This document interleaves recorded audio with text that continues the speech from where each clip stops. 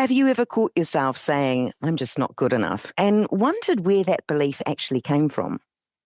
For many adults with ADHD, the harshest voice in our head isn't our own.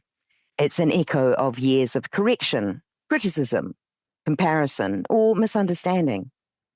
Maybe you heard, why can't you just focus? You're too sensitive. You talk too much. You're lazy. You're too much.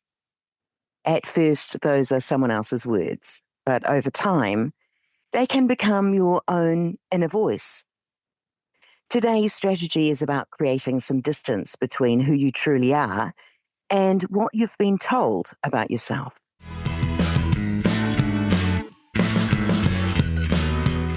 Welcome to ADHD Difference Strategies.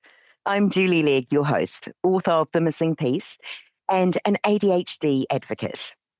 Over the years, I've had the privilege of speaking with incredible guests, unpacking real-life strategies, mindsets, and tools for navigating ADHD. This bite-sized series brings those insights together, short, practical, and ready to use.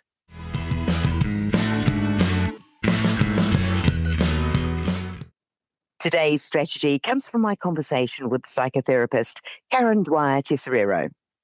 Karen works extensively with ADHD, trauma, and internal family systems therapy. She describes these inherited beliefs as legacy burdens, messages passed on by other people that we begin carrying as though they're part of our identity. Let's hear Karen explain it in her own words. What happens is these kids with ADHD, and I'm using kids specifically, they internalize negative messages about themselves of they're not good enough, they're stupid, like all these negative messages, in part because of what teachers have told them, in part because of what other classmates have told them and classroom bullies have told them, but in part what their parents have told them of why can't you be like your sibling? Why do you have to be this way? When we internalize those negative messages about ourselves, in internal family systems theory, we call them legacy burdens. We carry them with us into adulthood and into our adult relationships of I'm not good enough, I'm not lovable. And then that plays into borderline personality disorder, dissociation. So it really does come full circle in our mental health as adults now. Karen reminds us that many of the beliefs we hold about ourselves didn't begin with us. Someone else's frustration, someone else's fear, someone else's misunderstanding can slowly become our own internal narrative. The important thing isn't pretending those experiences never happened. It's recognizing that the message isn't necessarily the truth. Once we can separate our own voice from theirs, we create something incredibly powerful. Choice. This strategy is especially useful when you spiral after criticism or rejection. You automatically assume you're the problem. You find yourself constantly people-pleasing. You feel shame that's much bigger than the situation deserves. Your inner critic sounds suspiciously like someone from your past. If your emotional reaction feels much older than the current moment, a legacy burden may be showing up. When it comes to practicing this strategy, firstly, name the thought. Instead of saying, I'm not good enough, try saying, I'm having the thought that I'm not good enough.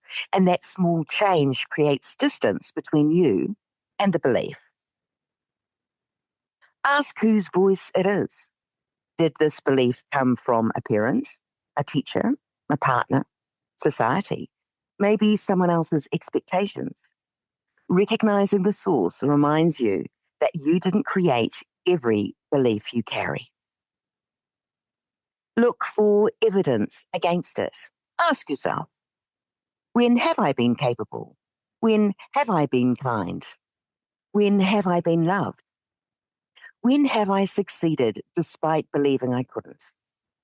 Build a more balanced story using real evidence.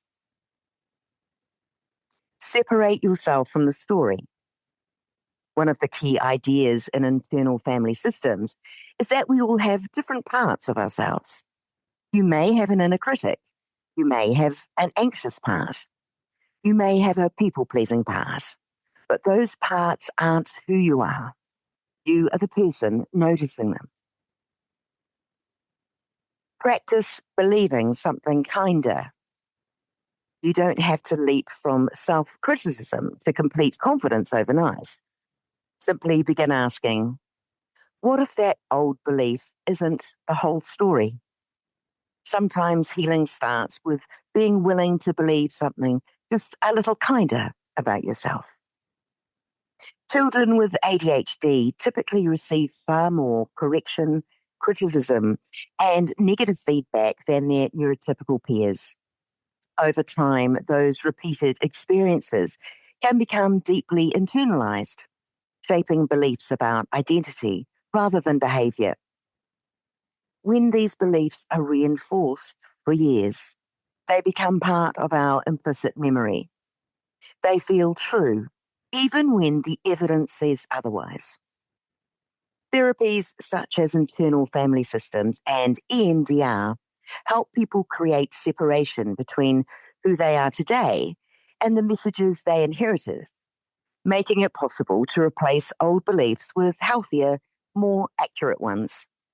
In other words, just because a belief feels familiar doesn't mean it belongs to you. This strategy reminds us that we're not the stories we inherited. ADHD may explain how your brain is wired. Past experiences may explain why certain beliefs took hold, but neither get to decide who you are today. Someone else's fear, frustration, or misunderstanding doesn't have to become your identity. You can acknowledge those old messages. You can thank them for trying to protect you. And then, little by little, you can choose to let them go. A big thank you again to Karen Dwyer-Tesoriero for sharing this powerful perspective. If you'd like to hear more from that conversation, head over to the main 88 Difference podcast and listen to season 2, episode 44. Thanks for tuning in. For more practical tools for beautifully different brains, hit the subscribe button.